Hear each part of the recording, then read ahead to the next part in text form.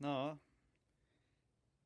yesterday we did the outside of these pentagons, got them nice and ready with the belt sander.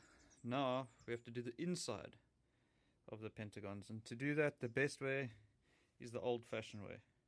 It's a bit of 200 grit, and because when we coat this MDF is notorious for being very porous, and we want to get a really good glossy paint surface on here.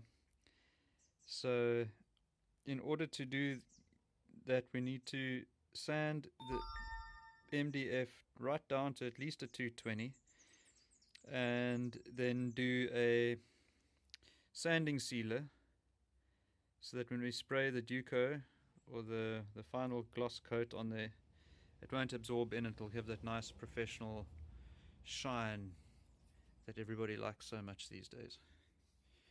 So it's literally just sanding old-fashioned way, the inside of all of those, and all of those. So I've made these sanding blocks.